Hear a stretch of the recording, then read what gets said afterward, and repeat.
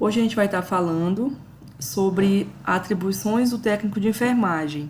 A gente vai estar vendo algumas patologias e qual será a atuação do técnico diante dessas patologias. E aí, antes, de a gente falar sobre as patologias, a gente vai falar sobre o decreto que regulamenta as atividades do técnico de enfermagem. Esse decreto, ele é o número 94.406.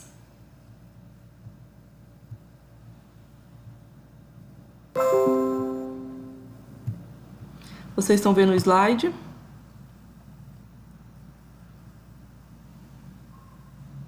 Eu tô. Tá bom, então.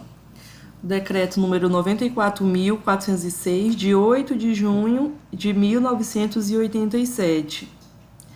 O artigo 12, ele traz que o técnico de enfermagem, ele exerce atividade de nível médio, envolvendo orientação e acompanhamento do trabalho de enfermagem em grau auxiliar.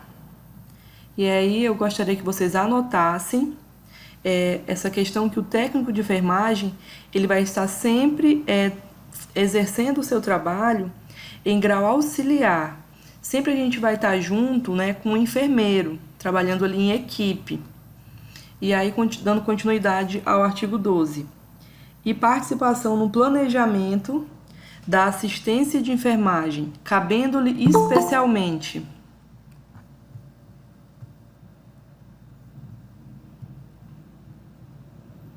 vamos lá.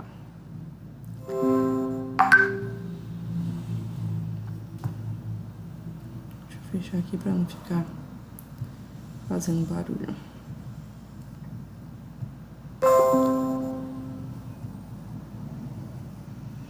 Voltando, cabendo-lhe especialmente participar da programação da assistência de enfermagem, executar ações assistenciais de enfermagem, exceto as privativas do enfermeiro, observado no disposto do parágrafo único do artigo 11, participar da orientação e supervisão do trabalho de enfermagem em grau auxiliar e participar da equipe de saúde.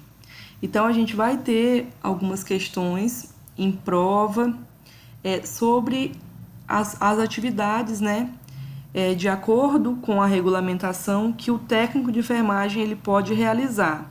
Então, como eu falei, falo novamente, sempre vai estar trabalhando em grau auxiliar, sempre vai estar trabalhando em conjunto com o enfermeiro. Porque é que nem eu falei, numa outra aula, quando você está ali, por exemplo, está trabalhando ali na atuação na UPA, e aí você vai e ocorre um erro, você fez ali um medicamento errado, enfim. O enfermeiro ele vai responder, pelo seu erro, porque cabe o papel do enfermeiro a supervisão, Já entramos com a supervisão do trabalho do técnico de enfermagem. E o técnico de enfermagem, ele é nosso auxiliar, Então, é um trabalho que vai estar sempre sendo em conjunto. E aí aqui entra, qual é o papel do técnico de enfermagem na estratégia de saúde da família? Ontem a gente falou sobre a estratégia de saúde da família, falamos, como que era composta a equipe de saúde da família, e agora a gente vai estar falando qual que é o papel, do técnico diante dessa estratégia de saúde da família. E aqui a gente tem participar das atividades de atenção, realizando procedimentos regulamentados no exercício da sua profissão na UBS, e quando indicado ou necessário, no domicílio ou nos demais espaços comunitários, escolas, associações e etc. Aqui entra, que a gente conversou ontem, sobre a visita domiciliar. O técnico de enfermagem ele faz parte da equipe de saúde da família e logo, quando ocorrer as visitas domiciliares, ele também participará. 2. Realizar atividades programadas e de atenção à demanda espontânea, A demanda espontânea, seria o paciente chegar e vai dizer qual que é a demanda, O que ele está precisando naquele momento. E também as atividades programadas, como, por exemplo, o planejamento, Você vai fazer ali um grupo sobre obesidade. Então, essa seria uma atividade programada.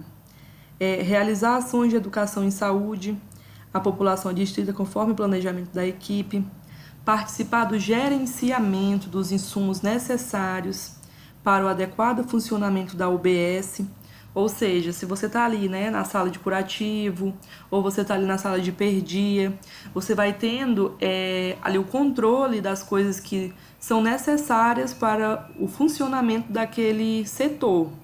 Então, por isso que o técnico ele entra em participação para gerenciar, ó, eu preciso disso, está faltando isso, isso e isso, né?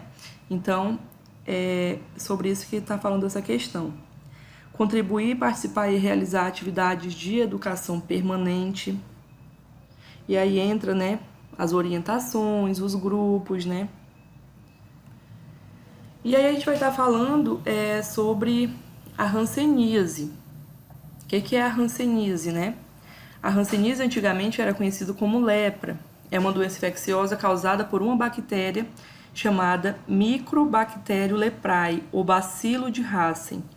Essa microbactéria, ela tem, assim, a gente pode chamar de atração, né? Pela pele, né? Pelos tecidos cutâneos. E ela sempre ataca também as células de Schwann. Quando vocês verem alguma prova, né? Falando sobre o Mycobacterium leprae, ele sempre vai estar interligado com as células de Schwann. Eu não sei se pronuncia assim, mas dá para ter uma noção, né? E aí a gente tem aqui esse Mycobacterium leprae é em forma aqui de bastão, como vocês estão vendo aqui nessa imagem. E aqui, né, mostra o rapaz com alguns granulomas. Então, essa bactéria, ela tem atração, né, pela parte tecidual, pela pele e também por nervos periféricos, tanto superiores, né, braços, mãos, quanto membros inferiores, né, pernas, pés. E é uma doença muito antiga, né? Quem aqui não já ouviu, né, a história, acho que se eu não estou enganada, de Lázaro, né, que foi um leproso, que todos ignoravam. Enfim, é uma doença que já tem há mais de 4.000 anos. E ela foi identificada no ano de 1873 pelo cientista Armauer Hansen. É uma doença crônica e infecto-contagiosa. Ela possui uma alta infectividade, porém uma baixa patogenicidade. E o que isso quer dizer? Quer dizer que ela infecta muita gente, ela tem essa alta infectividade. Mas aí, mas por que nem tem tanta gente assim doente, né? Porque ela é de baixa patogenicidade, ou seja, muitas pessoas, até nós mesmos, podemos ter tido contato com essa bactéria, porém, pela nossa própria genética, o nosso próprio organismo reagiu de uma forma que essa bactéria ela não se desenvolveu, né? Nós não tivemos ali a doença. E aí é uma doença de notificação compulsória. Notificação compulsória a gente vai estar vendo mais pra frente, mas vocês já anotem aí que hanseníase é uma doença de notificação compulsória, de investigação obrigatória. Nós devemos investigar o mais rápido possível, porque a gente vai estar vendo aqui no próximo, né? Professora? Oi. O meu sogro pegou hanseníase, aí ele faz tratamento na fundação, aí toda a família teve que ser vacinado. Isso. Vacinado para não ser contagioso, para não se contagiar a gente também. Até meu filho também, de 3 anos, pegou injeção. É isso mesmo que acontece. Mais pra frente a gente vai estar falando sobre isso, mas é importante você falar, porque eu, por exemplo, nunca tive contato, né? Então a gente vê na literatura que toda a família tem que ser vacinada, mas eu não sabia que se na prática faziam, né? E você falando já afirma que fazem, né? E aí, dando continuidade aqui. Eles fazem lá na fundação. A médica que pediu para toda a família ser vacinada, para a gente não pegar também. Isso. É por isso que eu ia falar agora, né? Por que ela tem que ser de investigação obrigatória? Porque ela é uma doença que ela contamina mais as pessoas que têm contato, que moram, né, na mesma casa que a pessoa. Aí a gente fala de um contato íntimo e duradouro, né? Íntimo e prolongado. Porque geralmente não sou eu, né? Por exemplo, eu sou técnico de enfermagem, fui fazer uma visita, a um paciente com hanseníase, né? A chance de eu me contaminar é mínima, ao contrário das pessoas que moram na mesma casa, que têm esse contato íntimo e prolongado, né? Então, por isso que deve ser de investigação, né, rápida, porque nós precisamos prevenir também, né, a família desse paciente. E aí, como é que se dá a transmissão do Mycobacterium leprae? Ele se dá por meio das vias superiores, né, as vias aéreas superiores. Eu coloquei aqui uma imagem, né, para a gente ter uma noção. Tá aqui, ó, trato respiratório superior. Nós temos a cavidade nasal, faringe e laringe.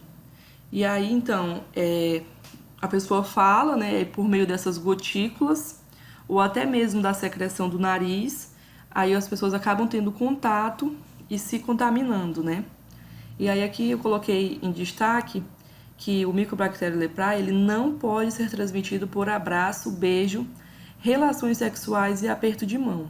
E aí eu deveria ter colocado aqui, entre aspas, as relações sexuais, porque não tem nenhum estudo específico, né, que confirme, assim, que comprove que não, de jeito nenhum, né, essa doença se transmite pelas relações sexuais.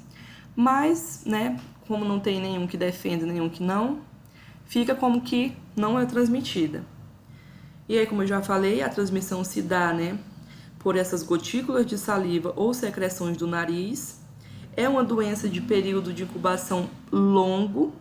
A pessoa pode ter ali o contato com a bactéria e passar de 2 a 7 anos para que se manifeste os primeiros sinais. Aí, como eu falei, né, anteriormente, acomete principalmente a pele e os nervos periféricos, mas também se manifesta como uma doença sistêmica, comprometendo articulações, olhos, testículos, gânglios e outros órgãos. E aí a gente vai estar falando sobre os sinais e sintomas. Isso aqui é o que a gente vai ficar atento, né, quando nós tivermos um paciente, que o paciente ele for se queixar, né, desses sinais pra gente, a gente já vai acender ali um alerta, né, opa, isso aqui pode ser hanseníase, né. Então vamos lá. Geralmente se tem manchas esbranquiçadas, hipocrômicas, acastanhadas ou avermelhadas com alterações de sensibilidade. E aí eu coloquei aqui, né? A gente vê aqui nessa primeira imagem, né? Uma mancha aqui que ela tá começando a ficar aqui avermelhada, né? E a moça, ela está coçando essa parte aí onde tem a mancha. Então, o que geralmente acontece? Primeiro, né, começa coçando, a pessoa tem ali a coceira no local. Com o passar do tempo, começa a dormência, a pessoa se machuca, se queima e não sente nada, porque vai perdendo ali a sensibilidade. Quem tem a hanseníase vai tendo alterações, né, na sensibilidade. A gente tem aqui pálpulas, infiltrações, tubérculos e nódulos, normalmente sem sintomas. Aí aqui eu coloquei a imagem, né, a primeira imagem tem um nódulo, como vocês podem ver aqui a barriga, né, de um homem. A mancha aqui nas costas, ela quase não dá pra ver, então a gente poderia caracterizar como essa mancha esbranquiçada. Aqui na placa a gente já pode ver que ela é bem delimitada, né? E a infiltração. E aí, nesse local, geralmente onde se tiver pelo, vai ocorrer a queda. E essa queda, ela pode tanto ser num local onde tem a mancha, o nódulo, a placa, como também pode acontecer da queda dos pelos da sobrancelha. E aí você pode estar ali com o corpo inteiramente suado, mas no local onde tem essa mancha, nódulo, placa ou infiltração, vai estar seco, a pele vai estar seca, não produz sudorese nesse local. E aí, as lesões de hanseníase geralmente iniciam com hiperestesia, uma sensação de queimação, formigamento ou coceira no local que evoluem para a ausência da sensibilidade. A partir daí, é óbvio que não vai mais coçar, né? Porque daí a pessoa já perdeu a sensibilidade do local. E aí o paciente refere dormência, diminuição ou perda de sensibilidade ao calor, dor, ao tato em qualquer parte do corpo. E aí pode acontecer também, né, de ter dor nos nervos periféricos, diminuição nas áreas de nervos afetados, olhos, mãos e pés, Pode chegar a ter edema nas mãos e pés, febre, artralgia, né, que seria dor nas articulações, entupimento, ferimento e ressecamento do nariz, nódulos erimatosos dolorosos, porque aqui, né, como eu falei aqui, esses nódulos geralmente são sem sintomas, né? Vai nascer ali o nódulo, mas não é para ter dor, né? Mas pode ocorrer que seja doloroso também. Mal-estar geral e ressecamento dos olhos. Aí esse daqui eu vou falar mais pra frente. E aqui a gente tem duas formas de diagnosticar a hanseníase. O primeiro é o clínico epidemiológico, é a análise da história e condições de vida, né? Ali o paciente, como eu falei para vocês, nós sabendo, né, ter esse conhecimento de como que se dá os sinais e sintomas quando o nosso paciente ele começar a relatar, né, o ocorrido, a gente já vai ter ali um olhar clínico para a hanseníase. E aí a gente vai estar confirmando através do exame dermatoneurológico, que eu vou estar mostrando para vocês. O exame dermatoneurológico, ele é um exame que testa a sensibilidade. Aqui na primeira imagem, a gente tem a moça aqui com dois tubos, né? Provavelmente aqui deve ter um líquido quente e um líquido frio. E aí ela vai colocar aqui em cima, né, de onde tem a mancha, a placa ou a infiltração. E ela vai perguntar, você tá sentindo, o que você tá sentindo? Aí a pessoa vai dizer, né, nada, se caso for positivo, né? Aqui no outro lado a gente tem o teste de sensibilidade dolorosa, é a cabeça do alfinete, né, que é pressionada ali em cima da mancha. Pode também ser feito com a ponta do alfinete. E essa pessoa, se for positivo, vai continuar relatando que não está sentindo nada. Aí aqui o teste tátil, né? A moça pegou aqui um pedaço de algodão e passou, né, para ver se a pessoa sentia alguma coisa. E se nós tivermos um exame positivo, a gente já sabe que não vai estar sentindo nada em cima daquele local onde tem a mancha, né? E aí a gente tem também o exame laboratorial, que é a baciloscopia. E eu vou estar mostrando para vocês. Achei que tivesse o link ali, mas está sem.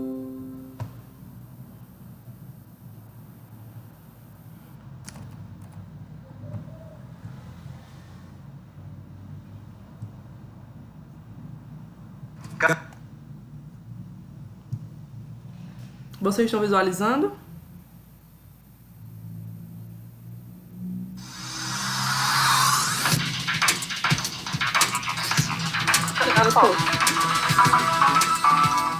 A hanseníase é uma doença infecto-contagiosa crônica, granulomatosa e de evolução lenta. Esta patologia é causada por uma micobactéria, chamada Mycobacterium leprae, que é capaz de infectar um grande número de pessoas. Ele é um parasita intracelular obrigatório que apresenta predileção pelas células de Schwann do sistema nervoso periférico, macrófagos e tecido epitelial. Possui parede celular rica em lipídios que lhe dá a característica de bacilo álcool ácido resistente. Quando submetido à coloração de Ziehl-Neelsen, os bacilos mostram-se corados em vermelho. O Ministério da Saúde recomenda que, para fins de terapia medicamentosa, a classificação operacional seja baseada no número de lesões cutâneas que o paciente apresenta no momento do seu diagnóstico. Casos com até 5 lesões são considerados pacientes paucibacilares. Quando apresentam mais de 5, são considerados pacientes multibacilares. Porém, se houver a possibilidade da realização do exame baciloscópico e ele for positivo, o paciente será classificado como multibacilar, independente do número de lesões. Outra observação importante é que o resultado negativo, ou seja, a não visualização do bacilo na amostra examinada, não descarta a possibilidade da doença. A baciloscopia de raspado intradérmico é um exame que auxilia o diagnóstico clínico da hanseníase. Ela deverá ser solicitada pelo médico quando houver dúvida na classificação da forma clínica de um paciente e assim instituir o esquema terapêutico adequado para ele. Este exame também pode ser solicitado em caso de outras doenças dermatoneurológicas que podem ser confundidas com um possível caso de hanseníase. E em pacientes já diagnosticados e tratados, mas que estejam com suspeita de recidiva. O indivíduo com suspeita de hanseníase é geralmente atendido por diversos profissionais da área da saúde, desde a equipe que o acolhe na unidade básica de saúde, pelos médicos e enfermeiros e outros profissionais que fazem a coleta do seu exame. Por isso, a coleta do exame de raspado intradérmico deve ser realizada de forma muito criteriosa e padronizada. A qualidade desse procedimento está intimamente relacionada à qualidade do resultado do exame após a leitura do material.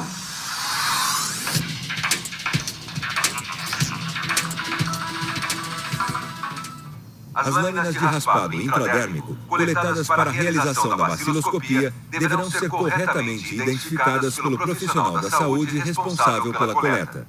Após a secagem dos esfregaços, em temperatura ambiente, as lâminas devem ser acondicionadas em caixas porta-lâmina, juntamente com o pedido médico, para serem encaminhados ao laboratório que fará a coloração e leitura. Caso o posto de coleta que realize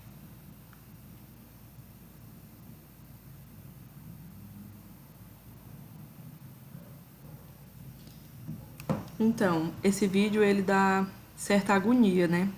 Que a gente vê ali cortando, né? Cortando a pele e aí dá um certo negócio assim, né? Pelo menos em mim.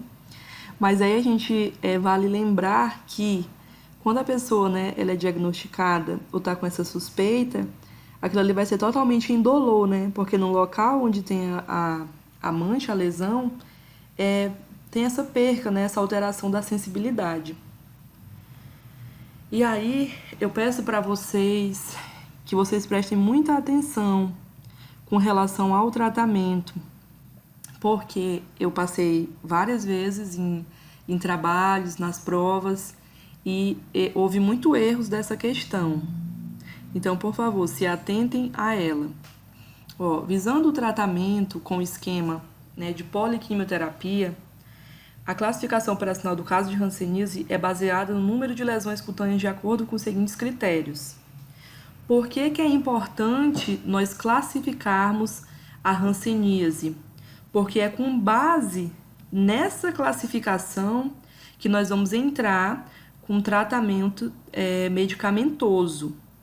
Então, a médica falou, né, durante o vídeo, e eu vou reforçar novamente, que nós temos, né, duas classificações para a hanseníase. Pode ser paucibacilar, que é quando o paciente ele tem até 5 lesões de pele, e também pode ser multibacilar, caso ele tenha mais de 5 lesões de pele. Porém, se esse paciente ele realizou a baciloscopia, mesmo que ele só tenha uma lesão e a baciloscopia for positiva, esse paciente automaticamente se torna multibacilar. Então, recapitulando, paucibacilar, casos com até 5 lesões de pele. Multibacilar, quando se tem mais de 5 lesões de pele. A baciloscopia positiva, dependendo... Vamos ver aqui. Essa parte aqui que eu não falei. No entanto, o resultado negativo da baciloscopia não exclui o diagnóstico de hanseníase, porque geralmente esse diagnóstico ele é muito clínico, né? Ele é muito ali baseado na anamnese, nessa coleta. E aí o dermatoneurológico deu positivo, né? Então a gente só entra com pedido de baciloscopia, né? Se a gente tiver dúvidas com relação se pode ser outras doenças, né? E aí aqui a gente vai estar mostrando as 4 formas de manifestações clínicas da hanseníase. Veja bem, a gente falou da classificação. A classificação se dá em 2, paucibacilar e multibacilar. E agora a gente vai ver as manifestações. Manifestações é uma coisa, classificação é outra. Então, nas manifestações clínicas, nós temos aqui 4 tipos, né? É a indeterminada, tuberculoide, dimorfa e virginiana. E aí, na indeterminada e tuberculoide, nós temos a classificação paucibacilar. Na dimorfa e virginiana, nós temos a classificação multibacilar. Eu vou estar mostrando para vocês na próxima imagem que fica melhor de visualizar. Aqui nós temos, né, a forma tuberculoide, a forma dimorfa, a forma virginiana, a hanseníase indeterminada, como a gente vê aqui nessa imagem, né, pode ser aquela mancha esbranquiçada que ela é quase, né, que imperceptível. Na hanseníase tuberculoide a gente tem a formação aqui da placa, né, com delimitações aqui na pele. Na hanseníase dimorfa, a gente vê aqui que ela é esbranquiçada, mas existe aqui, né, espalhando aqui na pele, né, ela vai se expandindo. E na hanseníase virginiana, a gente vê aqui várias lesões, né, parece que vai acontecendo ali um acúmulo, né, ali ao redor do membro. E aí a gente vai entrar agora com os esquemas terapêuticos. Veja bem, lembra que eu falei que a gente classifica para poder entrar, né, com um tratamento medicamentoso. Então tá tudo aqui explicitamente para a gente ver, né, para a gente ver, para a gente estudar, para a gente pesquisar, né, quando for fazer o trabalhinho, quando for fazer a prova. E aí a gente tem nos esquemas terapêuticos paucibacilar, tá bem descrito aqui, paucibacilar, nós temos um tratamento que ele dura 6 meses. E aí, como que é feita essa terapia? Lá no nosso trabalho, na unidade básica, né, a gente vai estar dando para esse paciente rifampicina, 600 mg. Essa dose ela é mensal e supervisionada, somos nós que damos para o paciente essa dose mensal. E ele vai estar tomando dapsona 100 mg, uma dose diária. Então, nós vamos estar disponibilizando para ele uma cartela de dapsona e orientando que ele tome essa dose diariamente. E aí, geralmente, quando dá os 28 dias desse tratamento, o paciente ele tem que retornar, né, lá na unidade básica para que ele receba novamente a dose mensal e também a cartela para dar continuidade ao tratamento. E aqui nós temos, né, as crianças, que também vai ser com a rifampicina e dapsona, mas com as miligramas, né, diminuída. Já no esquema terapêutico multibacilar, que multibacilar é o que tem mais de 5 lesões, vai durar um período maior, vai durar 12 meses, né? E aí a gente vai entrar com rifampicina, dapsona e clovazimina. Então nós já vamos ter aí 3 medicamentos. A rifampicina, a gente vai estar dando a dose mensal. Vamos estar dando uma dose mensal também de dapsona e continuo dando a cartela para que ele tome, né, diariamente. A clovazimina, nós vamos estar dando 300 mg, essa dose supervisionada também mensal. E vamos estar dando outra cartelinha para ele levar para casa. Então, na multibacilar, nós vamos estar dando a dose mensal para esse paciente, tanto de rifampicina, 600 mg, quanto da clovazimina, 300 mg. E vamos estar dando para esse paciente levar para casa uma cartela de dapsona e uma cartela de clovazimina que ele vai estar tomando diariamente na casa dele. E aí aqui a gente também tem, né, o esquema que é feito para as crianças em dose menor, mas com os mesmos 3 medicamentos quando classificado em multibacilar.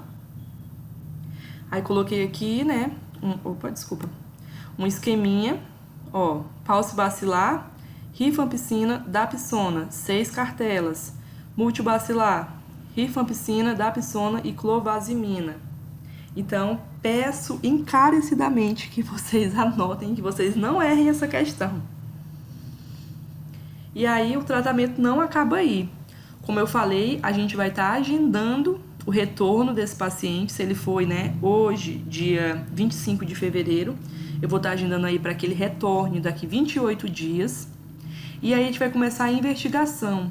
A gente vai contatar todas as pessoas que moram na casa dessa pessoa, né, desse paciente que foi confirmado com hanseníase. E aí eu achei muito interessante que aqui, ó, considera-se contato intradomiciliar toda e qualquer pessoa que resida ou tenha residido com o doente de hanseníase nos últimos 5 anos. Então, essa pessoa que residiu, mesmo que a tenha confirmado hoje, e ela morou há 5 anos atrás, ela também entra aqui, né, nesse quesito de investigação. E aí a gente vai fazer tudo aquilo lá que a gente viu, né? Vai chamar eles, vai conversar, vai ver se tem manchas, vai averiguar aquele exame dermatoneurológico, né? Se está com perca de sensibilidade. Toda a investigação que nós fazemos no paciente, a gente vai agora voltar e fazer para a família dele. E aí, como eu falei, né? Esse paciente, se ele não voltar até 30 dias, a gente vai bater lá na casa dele. E aí, seu Sebastião, o senhor não foi lá para pegar o seu remédio para tomar? Porque ele só toma um remédio mensal se nós entregarmos para ele. Ele toma na nossa frente. E aí a gente dá a cartela para ele. Se ele não for, ele está interrompendo o tratamento. Então, se deu 30 dias e o meu paciente não retornou, eu vou atrás dele. Eu vou para a visita domiciliar ver o que está acontecendo. E aí, eu não coloquei aqui escrito, mas geralmente, né, o paciente que a gente diagnostica e ele toma ali a primeira dosagem, ele corta 98% da transmissão. Então, por isso que é muito importante, né, que a gente faça essa investigação e trate o mais precocemente possível, para que ele, né, não transmita para outras pessoas. A gente vai estar fazendo aí uma prevenção, né, de saúde. Professora. Oi. O meu sogro tinha parado de tomar o remédio um tempo, aí por falta mesmo, que faltou na rede. Aí o corpo dele ficou todo empolado, aquelas manchas vermelhas. Meu Deus. Agora pra ver, Até que minha sogra conseguiu fazer a viagem para São Luís, ela conseguiu trazer de lá, mas aqui não tinha. O corpo dele ficou todo empolado. Volta, né? Tem essa questão da reincidiva, Volta né? tudo. E eu já vi casos de pacientes que eles fazem o tratamento todinho adequado e depois tem a recidiva. Por isso que tem que ser pacientes que tem que estar o tempo todo, né, sobre monitoramento, né? Agora, que triste, né? É que nem o câncer, né? A pessoa tá fazendo a quimio e aí acaba o remédio, né? E aí, né? Como é que fica, né? É muito triste essa questão. E aí, como eu falei, né, é necessário que se tome o mais urgente possível, né, para se evitar essa transmissão. E aí, que a gente vai estar aqui investigando aqui, que foi o que a nossa colega falou, né, a gente vai avaliar a cicatriz vacinal de BCG. E aí eu coloquei aqui para vocês, né, sem cicatriz de BCG, prescrever uma dose de BCG intradérmica. Com uma cicatriz de BCG, prescrever uma dose de BCG intradérmica. E com 2 cicatrizes de BCG, não prescrever. Então, vocês vão olhar aí pro bracinho de vocês, né? A gente sempre tem aquela cicatriz daquela vacina, né? A BCG, que é a que a gente toma quando a gente nasce. Tá? Algumas são enormes, né? A minha, pelo menos, é um buraco que fizeram no meu braço. E aí a gente vai estar avaliando, né? Se esse paciente, ele possui só uma marquinha de BCG, uma cicatriz, a gente vai estar administrando outra vacina dele de BCG. E assim também na família, né? A gente vai estar observando se eles já foram vacinados. E aqui a gente tem um esqueminha, né? Acho que isso aqui é menor de 1 ano, não vacinados 1 dose, vacinados não faz, vacinados sem cicatriz 1 dose, 6 meses após, sem cicatriz 1 dose. Aí aqui já é maior que 1 ano, né? Vacinados 1 dose 6 meses após e vacinados com 2 doses não faz. Então a gente vai fazer também essa investigação tanto na família, né? Quanto no paciente. E aí vai entrar aqui, ainda não vai entrar, cadê? Vai entrar aqui no papel do técnico de enfermagem, aqui no 7º. Realizar a vacina BCG nos contatos conforme prescrição.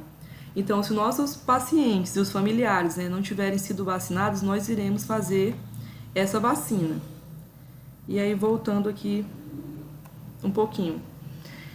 E aí, né, como a nossa colega também citou, dentro do diagnóstico de hanseníase, a gente também tem as reações hansênicas, que elas podem ocorrer tanto antes ou durante o tratamento medicamentoso, né? Que aí aqui a gente tem na reação tipo 1, aparecimento de novas lesões dermatológicas, infiltração, alterações de cor, edema nas lesões antigas, com ou sem espessamento e neurite. Neurite seria a dor, né, ali nos nervos. Na reação tipo 2, a gente tem nódulos subcutâneos dolorosos, acompanhados ou não de febre, dores articulares e mal-estar generalizado, com ou sem espessamento e neurite. Então, a gente vai fazer o acompanhamento desse paciente, né? Ver se está tendo algum, a gente chama de efeito rebote, né? Quando o remédio ele faz o efeito contrário. E esse paciente ele também pode estar tendo essa sintomatologia, mesmo se ele não estiver tomando remédio. Então, tudo isso a gente vai observar. Aí aqui é como a gente reagir, né, conforme cada tipo de reação. Aí aqui o papel técnico de enfermagem, como eu falei no início, vamos identificar sinais e sintomas, encaminhar casos suspeitos para a unidade de saúde. Aqui, até onde eu sei, né, eu tenho pouco conhecimento sobre isso, mas até onde eu sei, não se faz essa investigação, não sei se é pelo posto, né, como a colega falou, do sogro dela faz o tratamento na fundação, né, então acredito que se faz ali o rastreamento, mas se manda para uma unidade de alta complexidade, né, que a gente pode dizer que é a fundação. Observar a tomada da dose supervisionada e orientar acerca de efeitos adversos dos medicamentos quando indicado e conforme o planejamento da equipe. Realizar assistência domiciliar quando necessário. Aprazar doses supervisionadas e organizar arquivos de aprazamento. Aqui, como eu falei para vocês, né, São Sebastião foi hoje, dia 25, vou anotar lá, 25 de fevereiro. São Sebastião tomou a tal dose do remédio. Aí, vou marcar para ele retornar daqui 28 dias. Então, nós vamos fazer o controle, né, desse medicamento, dos sintomas, dos sinais de tudo desse paciente. Encaminhar ao setor competente a ficha de notificação. A gente vai estar preenchendo essa ficha de notificação, né?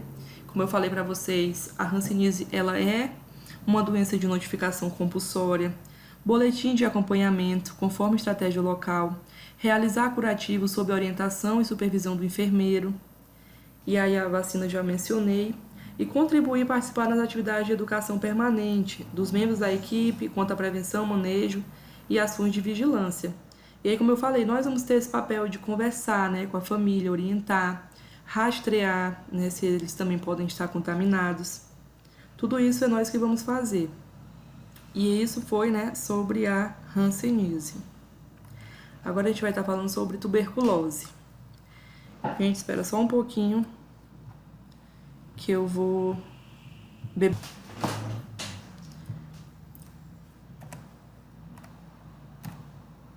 A tuberculose, ela pode ser causada por qualquer uma das 7 espécies que integram o complexo Mycobacterium tuberculosis.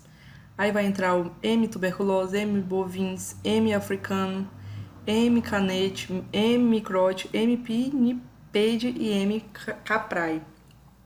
Mas os mais comuns é o Mycobacterium bovis e o Mycobacterium tuberculose. Tá, vamos lá. Como que se dá a transmissão? A transmissão, ela se dá, né, por gotículas também, como a gente pode ver aqui, né, que tá aqui um homem conversando com outro, daí na hora que ele fala, né, o outro já ingere aqui as gotículas, né, e aqui já ocorre a contaminação. E aí, essa bactéria, ela também fica suspensa no ar, então se foi despejado ali gotículas num ambiente fechado, né, com ar-condicionado, que tem ali mais umidade. Então, a tendência é de que essa bactéria ela permaneça ali por vários dias, contaminando, né, muita gente. E aí, como que é feito o diagnóstico? Tuberculose pulmonar. Os sintomas clássicos são tosse persistente, seca ou produtiva, febre vespertina, sudorese noturna e emagrecimento. E aí, aquilo que a gente sempre fala, né, dessa tosse persistente, né? Às vezes a gente até brinca, né? Que a gente tem ali um amigo ou um parente que tá tossindo ali faz tempo, né? E a gente já fala assim, tá com tuberculose, né? Porque realmente é um sintoma clássico, né? Tosse, aí tem aqui, né? Educação e Saúde, um cartaz falando, né? Tosse por mais de 3 semanas pode ser tuberculose. E aí esse diagnóstico, ele é feito bacteriológico. O exame bacteriológico direto do escarro é o método fundamental para o diagnóstico. Esse exame, quando executado corretamente, permite detectar de 70% a 80% dos casos de tuberculose pulmonar em uma comunidade. Então, como que é feita a baciloscopia dessa daqui? Lembra que quando a gente falou de baciloscopia da hanseníase, né, retirava ali um líquido, né, da lesão. E aí passava no esfregaço, né, e ia para o laboratório para fazer a análise. Aqui na tuberculose é parecido, mas nós vamos utilizar o catarro para poder fazer, né, esse esfregaço e mandar para análise. E aí como é que faz? É assim, a gente está lá o paciente, né, internado com suspeita de tuberculose.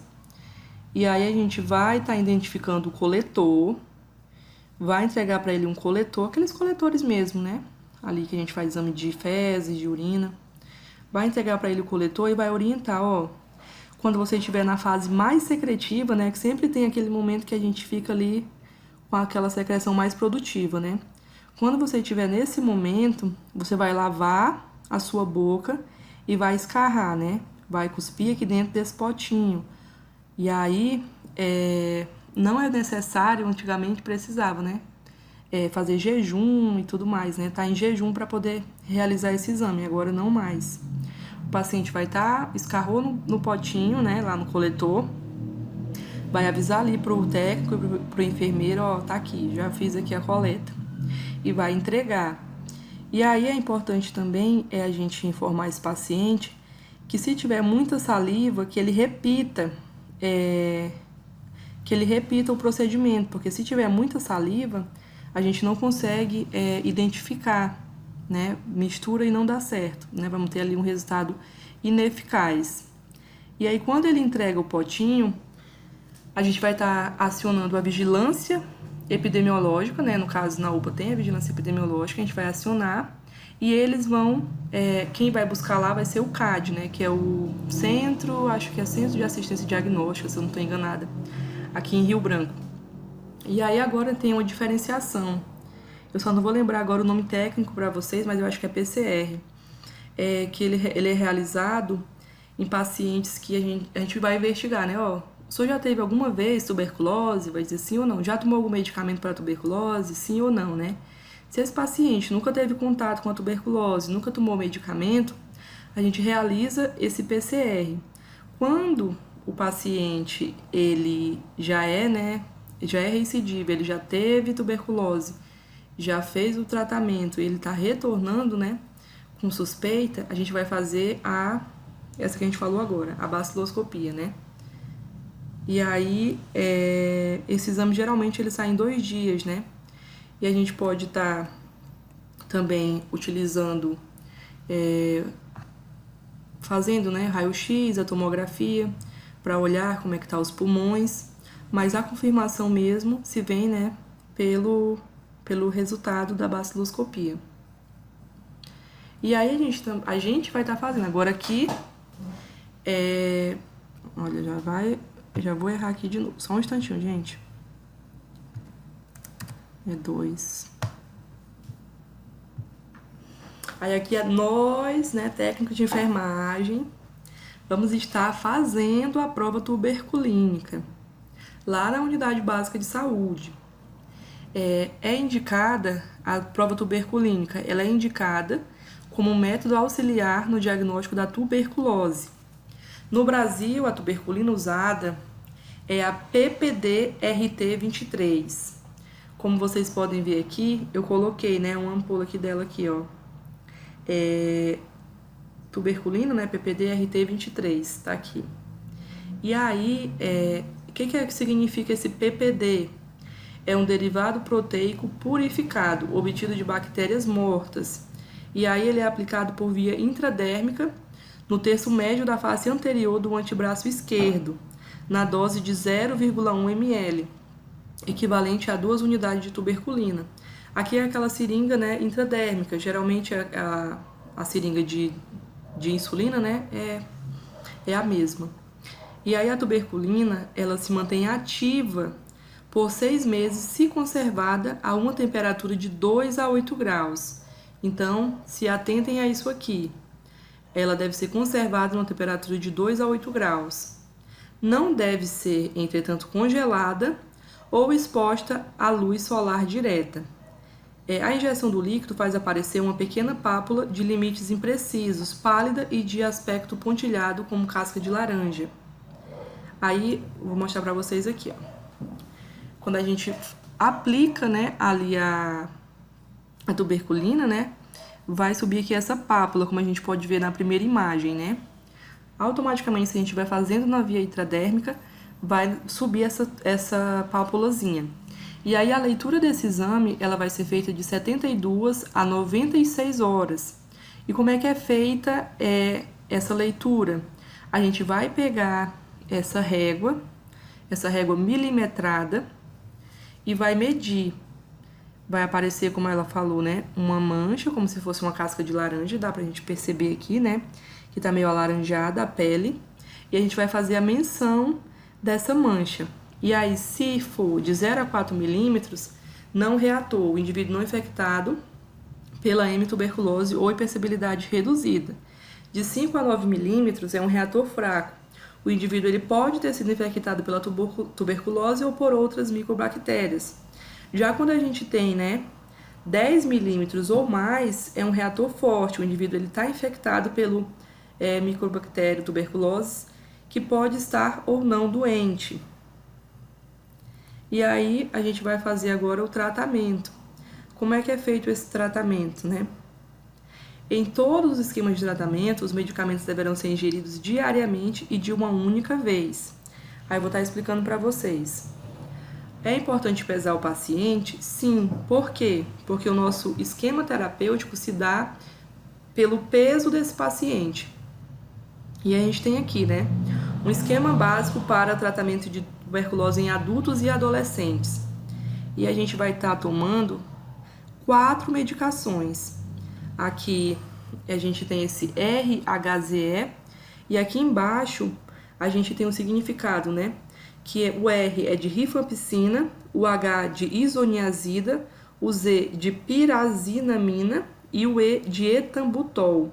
Então, por isso que aqui nessa imagenzinha, ele fala que todos os medicamentos deverão ser ingeridos diariamente uma única vez, porque esses 4 medicamentos, eles vão estar sendo tomados uma única vez. Não vai ser assim, vou tomar aqui a rifampicina de manhã, a isoniazida de noite. Não. Os 4 medicamentos devem ser tomados todos juntos.